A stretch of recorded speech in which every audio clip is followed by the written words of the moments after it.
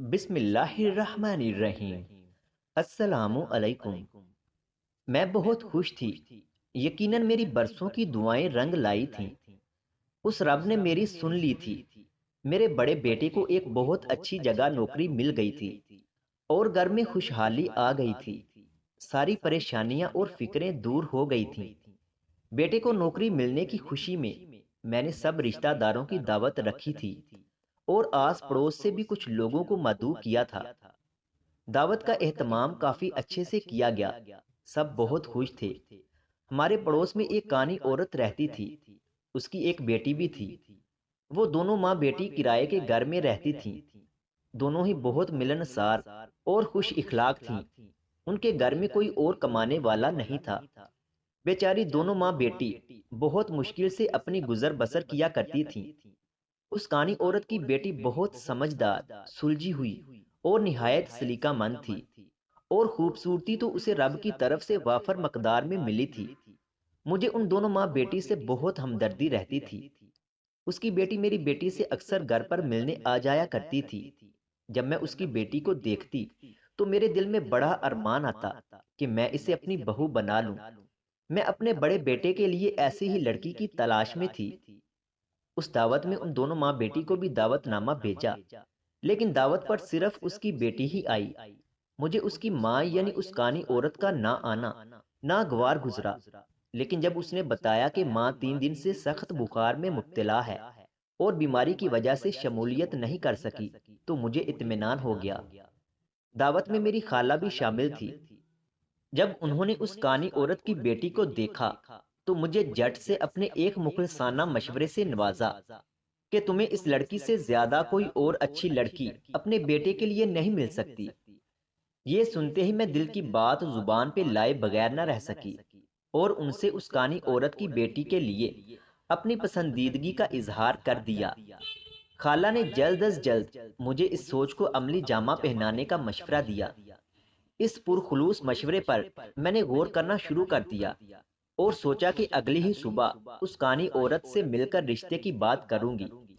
دعوت تقریباً رات 11 بجے تک انتقام پذیر ہوئی۔ ابھی مہمانوں کو رخصت کر ہی رہے تھے کہ محلے سے چیخو پکار کی آوازیں آنا شروع ہو گئیں۔ سب مہمان حیرت کا مجسمہ بنے مجھے تک رہے تھے، اور ایسا پہلی بار نہیں ہوا تھا کہ ایسی آوازیں سننے کو ملی، بلکہ اکثر ہی محلے سے چیخو پکار کی آوازیں آتی رہتی تھیں۔ عجیب خوف و ہراس سا محسوس ہوتا تھا۔ مہمانوں کو تو کسی قسم کی لڑائی جھگڑے کا بول کر مطمئن کر دیا، مگر میرا اپنا دل خوف سے لرز رہا تھا۔ رات کے وقت ایسی خوفناک چیخیں اور دہائیاں کسی انہونی کی طرف اشارہ کرتی تھیں۔ حالات کے پیش نظر ایک اطمینان بھری مسکراہٹ سے مہمانوں کو رخصت کیا۔ دل سے ہر قسم کے منفی خیالات کو جھٹک کے سبھی کو خیر باد کہا۔ دعاؤں کا ایک طویل سلسلہ شروع ہوا اور مہمانوں کو رخصت کر دیا گیا۔ اس کانی عورت کی بیٹی کو خود گھر تک چھوڑنے کا ارادہ کیا۔ اس بات پر وہ تھوڑی گھبرا سی گئی اور ٹال مٹول کرنے لگی۔ وہ خود اکیلی ہی گھر جانے پر بضد تھی۔ خیر میں نے بھی زیادہ مجبور نہ کیا اور جانے دیا۔ اگلے دن میں نے اس کانی عورت کے گھر جانے کا ارادہ کیا، رشتہ مانگنے کی غرض سے اس کے گھر کی طرف راہ لی۔ میرے دل کو عجیب خدشات سے لاحق تھے، آیا کہ اسے میرا یوں اس غرض سے آنا برا نہ لگ جائے۔ کامران کی رضامندی جاننے کے بعد میرا دل اور بھی خوش ہو گیا۔ وہ بھی یہی چاہتا تھا کہ اس کی شادی اسی لڑکی سے ہو جائے۔ اس کانی عورت کی بیٹی کے لیے جب اس نے اپنی پسندیدگی کا اظہار کیا تو میرا دل باغ باغ ہو گیا۔ اس کانی عورت کی بیٹی مجھے بہت پسند تھی۔ اس کی ظاہری خوبصورتی آنکھوں کو باتی ہی تھی، لیکن اس کے ساتھ ہی اس کا اخلاق اور سادہ طبیعت بھی میرے دل کو بھا گئی تھی۔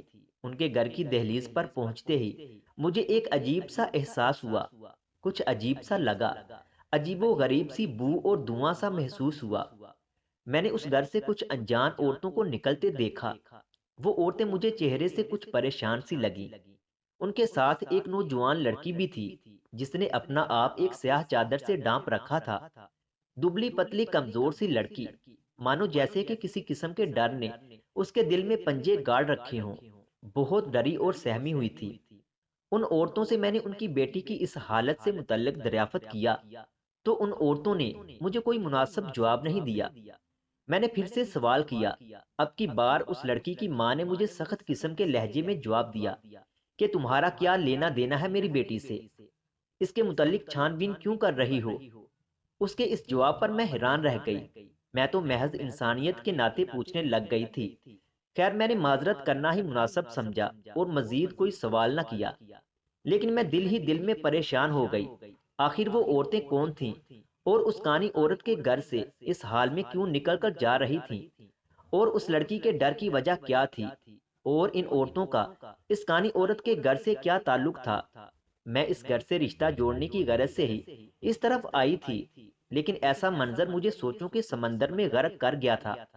دل میں عجیب قسم کے وسوسوں نے جگہ بنانا شروع کر دی تھی۔ انہی خیالات میں غرق تھی کہ بیٹے کے نام کا نوٹیفیکیشن ظاہر ہوا۔ یقیناً وہ بھی بے چین تھا کہ جواب کیا ہوگا۔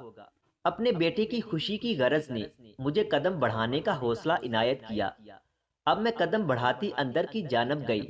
گھر میں داخل ہوتے ہی میرے ہوش اڑ گئے۔ وہ منظر اتنا خوفناک تھا کہ مجھے اپنے پیروں تلے سے زمین کھسکتی ہوئی محسوس ہوئی۔ یہ سب کیا تھا اور کیوں کیا جا رہا تھا؟ اتنے ظالمانہ طریقے سے ظلم و بربریت کی داستان لکھی جا رہی تھی۔ اس منظر نے میرے ہوش اڑا دیے۔ ایسا تلخ منظر دیکھنے کی تاب نہ لا سکی اور فوری ہی واپسی کا ارادہ کیا۔ میرے ہاتھ پاؤں کانپ رہے تھے اور دل تیزی سے زور زور سے دھڑک رہا تھا۔ کیسا خونی منظر تھا جس نے میرے دل کو دہلا کر رکھ دیا تھا۔ کیا ایسے لوگوں کو کچھ بھی خوف خدا نہیں؟ کیوں وہ رب کے حکموں سے منہ موڑ کر حد بندیوں سے تجاوز کرتے ہیں؟ ایسی کون سی طاقت ہے جو انسان کو یہ سب کرنے پر مجبور کرتی ہے؟ کیا دین ایمان اور یقین سب وفات پا چکے ہیں؟ کیا باقی کچھ بھی نہیں بچا؟ یہ سوالات میرے ذہن میں گھوم رہے تھے اور میں حیرت کا مجسمہ بنے ساکت کھڑی تھی۔ اس کانی عورت کے پوچھنے پر میں نے حقیقت کا اظہار نہ کیا اور اس کی طبیعت کا پوچھنے کا بہانہ بنا کر وہاں کچھ دیر رک کر واپس آ گئی۔ وہ سب مناظر جو میری آنکھوں نے دیکھے، انہیں بلانا اور ان کے اثر سے باہر نکلنا کس قدر مشکل تھا۔ گھر آتے ہی اپنی حالت پر قابو پانے کی کوشش کرنے لگی۔ بیٹی نے کھانے کے لیے پوچھا تو منع کر دیا۔ بھوک پیاس سب ختم ہو گئی تھی۔ پریشانی پریشانی تھی۔ اپنی خود کی حالت پر قابو پانے کی ساری کوششیں رائے گاں جا رہی تھی۔ اس سکتے سے باہر نکلنا ایک نہایت مشکل کام تھا۔ میں اٹھی، نماز عشاء ادا کی اور رب سے جی بھر کے دعائیں مانگنا شروع کر دی۔ ڈر اور خوف مجھ پر بری طرح مسلط تھا۔ میں اس کہانی کو انجام تک پہنچانا چاہتی تھی۔ بہت سے لوگ جو اس ظلم و بربریت کا شکار تھے ان کو بچانا چاہتی تھی، اور اس گنونے وار سے اپنے آس پاس کے لوگوں کو بچانا چاہتی تھی، اور خاص طور پر ان لڑکیوں کو بچانا چاہتی تھی جو لوگوں کے طعنے اور طنز سہ کر اپنے آپ کو غلط ہاتھوں میں جانے دیتی ہیں۔ میں معاشرے کو اس گندگی سے بچانا چاہتی تھی۔ یہ سب کرنا میرے لیے بہت ضروری ہو گیا تھا۔ یہ سب ہوتا دیکھنا اور حقیقت سے واقف ہونے کے بعد میں کبوتر کی طرح آنکھیں بند نہیں کر سکتی تھی۔ مجھے کچھ کرنا تھا۔ اس جرم کو روکنا تھا۔ ان خونی مناظر کو ختم کرنا تھا۔ مزید کسی کو بھی اس غیر قانونی عمل میں پھنسنے سے بچانا تھا۔ میرا ضمیر مجھے چپ بیٹھنے نہیں دے رہا تھا اور حالات چپ رہنے پر آمادہ کر رہے تھے۔ اگلی صبح ناشتے کی میز پر میرے بیٹے سے میری ملاقات ہوئی۔ مجھ سے ایک ہی سوال کیا تھا اور میرے پاس جواب میں کہنے کو کچھ نہیں تھا۔ ایک طرف معاشرے کی اصلاح کی کوشش، دوسری طرف بیٹے کی خوشی۔ میں تذبذب کا شکار تھی۔ کچھ سمجھ نہیں آ رہا تھا کہ کیا کروں۔ بیٹے کا دل بھی توڑنا گوارا نہ تھا اور نہ ہی اسے خود سے بدگمان کرنے کا حوصلہ تھا، اور نہ ہی معاشرے میں ہونے والے جرائم کا ساتھ دے سکتی تھی، نہ ہی اسے چھپا سکتی تھی، کیونکہ ایسا کرنا جرم تھا۔ جرم کو دیکھ کر خاموش رہنے والے بھی اس جرم کا حصہ قرار پاتے ہیں، برابر کے ملوث ہوتے ہیں۔ گناہ کو ہوتے دیکھنا اور اس پہ خاموش رہنا بھی ایک جرم ہے۔ میرا ضمیر مجھ سے جواب طلب تھا۔ سوچ لیا کہ اب کیسے حق کے لیے اپنی آواز بلند کرنی ہے اور کیسے معاشرے کی اصلاح اور بھلائی کے لیے اپنا کردار ادا کرنا ہے۔ اب مجھے اپنے رب سے مشورہ کرنا تھا، لہٰذا جلدی سے اٹھی اور استخارہ کرنے کی غرض سے وضو کیا۔ استخارہ کے لیے کھڑی ہو گئی۔ میں جانتی تھی کہ میری کوششوں کو میرا رب ضرور قبول کرے گا۔ استخارہ سے مجھے رب کی جانب سے ایک پیغام ضرور مل جائے گا، ایک مفید مشورہ ضرور مل جائے گا، اور اپنے فیصلے میں جب رب کا مشورہ شامل کر لیا تو یقیناً مجھے کوئی نقصان نہیں ہوگا، رب سے مشورہ کرنے میں فائدہ ہی ہوگا۔ استخارہ کیا اور ارادے کو مضبوط کرتے ہوئے اپنے بیٹے کے کمرے میں داخل ہوئی۔ میرے دل میں ایک سکون کی لہر دوڑ رہی تھی، بس اب اس لیے کہ مجھے اپنے بیٹے کی جانب سے مثبت جواب کا انتظار تھا۔ بیٹے سے ایک مثبت گفتگو کے بعد مجھے اطمینان ہو گیا۔ بیٹے کے ساتھ اس کانی عورت کے گھر جا کر رشتہ مانگنے کا فیصلہ کیا۔ رات کو 9 بجے کے قریب ہم گھر سے نکلے اور اس کانی عورت کے گھر پہنچ گئے۔ اس نے ہمارا خیر مقدم کیا، کافی آؤ بھگت کی، مہمان نوازی کی، اور ہمارے ان کے گھر جانے پر کافی خوشی کا اظہار بھی کیا۔ میں نے کچھ کہنے کو لب کھولے ہی تھے کہ اس عورت نے مجھ سے معذرت کرنا شروع کر دی۔ دعوت پر نہ آنے کی وجہ سے وہ کافی شرمندہ سی نظر آئی۔ میں نے زیادہ توقف نہ کیا اور اپنے آنے کی اصل وجہ بیان کر دی۔ ایک لمحے کو اس کانی عورت کے چہرے کا رنگ اڑ گیا، گویا کسی نے کوئی چوری پکڑ لی ہو۔ ایک رنگ آئے، ایک رنگ جائے۔ میں نے نہایت پرسکون انداز میں اس گھبراہٹ کی وجہ جاننی چاہی۔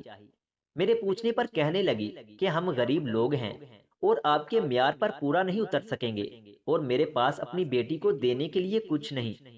گھروں میں کام کر کے گزر بسر ہوتا ہے، اور اتنے بڑے گھر میں بیٹی کا رشتہ دینا اوقات سے باہر کی بات ہے۔ میں نے اس کی بتائی گئی تمام وجوہات کو بغور سنا اور اطمینان دلاتے ہوئے کہا کہ ہمیں اس سب کی ضرورت نہیں ہے، کچھ بھی ڈیمانڈ نہیں ہے۔ آپ کی بیٹی سلیقہ مند ہے اور ماشاءاللہ سے خوبصورت بھی ہے، بس اس کے لیے حامی بھر دیں۔ میرے بہت کہنے پر بھی وہ عورت کسی طور راضی نہ ہوئی اور سوچنے کے لیے مزید 2 دن کا وقت مانگ لیا۔ میں نے مزید مجبور نہ کیا اور سوچنے کا وقت دیتے ہوئے رخصت طلب کی۔ 2 دن انتظار میں کاٹے اور اگلے ہی دن اس کے گھر چلی گئی۔ اس کانی عورت نے رضامندی دے دی اور یوں رشتہ طے ہو گیا۔ میں نے جلد از جلد نکاح اور رخصتی کی بات کی، جس پر وہ تھوڑا سا ہچکچائی، لیکن میرے بارہا اصرار پر مان گئی۔ اب ٹھیک 2 دن کے بعد سادگی سے نکاح پڑھوا دیا گیا اور دلہن کو رخصت کر کے گھر لے آئے۔ حسب ارادہ اب میں نے اپنے منصوبہ پر عمل درآمد شروع کر دیا۔ اس کانی عورت کی بیٹی کو اپنے گھر بیاہ کے لانے کا عمل منصوبہ بندی کے عین مطابق تھا۔ اب میں نے اپنے منصوبے کے دوسرے مرحلے پر کام شروع کر دیا۔ اس کانی عورت کی بیٹی کو اس کے گھر بھیج دیتی اور اس کے وہاں رکنے یا بار بار وہاں جانے پر کوئی روک ٹوک نہ کرتی۔ ایک دن اس کانی عورت کی بیٹی کو اپنے بیڈ کے قریب کچھ خون سا نظر آیا۔ وہ بہت گھبرائی ہوئی تھی۔ میں اپنے کمرے میں آرام کر رہی تھی کہ اچانک اس کی چیخو پکار سنائی دی۔ یوں لگتا تھا کہ کسی خوفناک چیز نے اسے پکڑ لیا ہے۔ میں نے اس کی اس حالت پر اس کو اطمینان دلایا کہ یہ سب اس کا وہم ہے، مگر وہ بضد تھی کہ کچھ تو غلط ہے۔ ایک رات اس کانی عورت کی بیٹی سوتے میں عجیب طرح سے ڈر گئی اور انجانی آوازوں اور شور کے ہونے کا بتاتی رہی۔ میرا بیٹا اس کی اس حالت پر اس کو پرسکون کرنا چاہتا تو مزید بڑک جاتی، گویا کہ تسلی وغیرہ کچھ کام نہ آتا۔ اس کی اس حالت کی خبر اس کی ماں کو ہوئی تو بھاگتی دوڑتی ہمارے گھر آن پہنچی۔ ماں کے لیے اولاد سے بڑھ کر کچھ نہیں ہوتا، اور اس وقت اس کانی عورت کا بھی یہی حال تھا۔ وہ اپنی بیٹی کی اس حالت پر پریشان تھی۔ میں اسے صبر دلاتی، لیکن اسے کچھ فرق نہ پڑتا تھا۔ شادی کو 5 ماہ گزر گئے اور اس کانی عورت کی بیٹی کی حالت دن بدن بگڑتی چلی جا رہی تھی۔ ایک دن اس کانی عورت کی بیٹی کی حالت بہت خراب ہو گئی۔ چیک کروانے پر معلوم ہوا کہ وہ اب امید سے ہے۔ یہ بات سن کر جہاں سب خوش تھے، وہاں پر اس کانی عورت کی بیٹی کی حالت پریشان بھی تھی۔ وہ اکثر بیٹھے بیٹھے ڈر جاتی اور خوف سے آنکھیں بند کیے رکھتی۔ بعض دفعہ تو خون ہی خون نظر آتا۔ میں اس سے اس سب کی وجہ پوچھتی تو وہ کچھ نہ بول پاتی۔ اس کا رویہ اپنی ماں سے بھی بہت کھچا کھچا سا تھا۔ ماں سے تو ٹھیک سے بات تک نہ کرتی اور تسلی کی غرض سے بڑھایا ہاتھ گویا یوں جھٹک دیتی جیسے کسی آسیب نے چھو لیا ہو۔ میں نے اس کی ماں سے اس کی حالت کے بارے میں تشویش کا اظہار کیا اور کوئی مناسب وجہ نہ بتا سکی۔ وقت قریب آ چکا تھا اور منال کو ہسپتال پہنچا دیا گیا۔ اس کے ہاں بیٹی کی پیدائش ہوئی، لیکن بیٹی مردہ تھی۔ جنم لینے سے پہلے ہی وہ فوت ہو چکی تھی۔ منال کو اس بات کی خبر ہوئی تو چیخنا چلانا شروع کر دیا۔ وہ اپنی ماں کو برا بلا کہنے لگی۔ سب حیران و پریشان تھے کہ اس میں اس کی ماں کا کیا قصور ہے۔ کانی عورت کی بیٹی اپنی ماں کے سامنے گئی اور اپنی ماں کے سارے کالے کارناموں کو گننا شروع کر دیا۔ وہ آج بول پڑی تھی۔ آج اس نے چپ کا روزہ توڑ دیا تھا۔ وہ چیخ چیخ کر اپنی ماں کی حقیقت سب کو بتا رہی تھی۔ اس کی ماں کانی نہیں تھی، جھوٹ کا نقاب تھا جو اتر چکا تھا۔ وہ آہستہ آہستہ سارے پنے کھول رہی تھی۔ اس کی ماں کالے علم اور کالے جادو کے عملیات کرتی تھی، اور یہی نہیں، نوجوان لڑکیوں کو اچھے رشتے اور اولاد کا لالچ دے کر غیر قانونی کام کرواتی تھی، اور نوجوان لڑکیوں کو نشے پر لگا رکھا تھا۔ نوجوان لڑکیاں جن کو بہلا پھسلا کر غلط کام کروانے پر راضی کرتی تھی، انہیں اپنے والدین سے بدظن کرتی اور انہیں باغی ہونے پر مجبور کر دیتی تھی۔ کانی عورت کی بیٹی آج سب کہہ رہی تھی، وہ سب کچھ جسے آج تک وہ اپنے سینے میں چھپائے پھرتی تھی۔ ایک راز کی طرح وہ اپنی ماں کی ان سب حرکتوں پر آج تک پردہ ڈالتے آئی تھی کہ ایک دن اس کی ماں سدھر جائے گی اور سیدھی راہ پر آ جائے گی۔ لیکن اس کی ماں نے دوسروں کی بیٹیوں کے لیے جو گڑھا کھودا، اس میں اس کی اپنی بیٹی ہی گر پڑی۔ دوسروں کی بیٹیوں پر کالے جادو کا وبال خود اس کی اپنی بیٹی پر ہی آ گیا تھا۔ کسی کی مجبوری کا فائدہ اٹھا کر غلط کام کروانے کا وبال خود اس کی اپنی ہی بیٹی کی گود اجاڑ چکا تھا۔ کانی عورت کی بیٹی اس سب کا ذمہ دار اپنی ماں کو سمجھتی تھی۔ اسے یہ خوف تب بھی رہتا تھا۔ میں کہتی تھی کہ دوسروں کی بیٹیوں سے ایسا غلط سلوک نہ کریں، لیکن اس کی ماں نہیں سمجھتی تھی۔ شیطان اس کی ماں کے دل و دماغ پر قابض تھا، اور وہ شیطانی ہتھ کنڈوں سے باہر نہ نکل سکی۔ نہ ہی کانی عورت کی بیٹی ماں کی محبت میں کسی کو سچ بتا سکی، مگر آج وہ خود ایک ماں کی جگہ پہ کھڑی بول رہی تھی۔ اولاد کھو دینے کا دکھ اس کو اندر سے کھوکھلا کر گیا تھا۔ اس کا ضبط ٹوٹ چکا تھا۔ اب وہ مزید چپ نہیں رہ سکتی تھی۔ وہ بول اٹھی تھی اور سب راز فاش کر چکی تھی۔ میں آگے بڑھی اور اس کانی عورت کی بیٹی کو چپ کروایا، اس کو حوصلہ دیا۔ اس کانی عورت کی آنکھیں حیرت و پریشانی کے عالم میں پھٹی کی پھٹی رہ گئی۔ اس کی آنکھوں میں ملال ہی ملال تھا، عجیب شرمندگی کا احساس تھا، گویا کہ وہ اپنے ہاتھوں سے اپنی اولاد کا سکھ چین برباد کر چکی تھی۔ وہ خود کو اپنی بیٹی کی اولاد کی موت کا ذمہ دار سمجھ رہی تھی۔ اس کی آنکھیں اب کھلی تھیں۔ دوسروں کو گمراہ کرنے اور دھوکہ دہی سے اس نے خود اپنی ہی اولاد کو خسارے میں ڈال دیا تھا۔ وہ اب پچھتا رہی تھی، چلا رہی تھی، معافیاں مانگ رہی تھی، اسے اپنے کیے پر خود کا چہرہ نوچ رہی تھی۔ کانی ہونے کا جو ڈھونگ اس نے رچایا ہوا تھا، آج اس جھوٹ سے پردہ اٹھ چکا تھا۔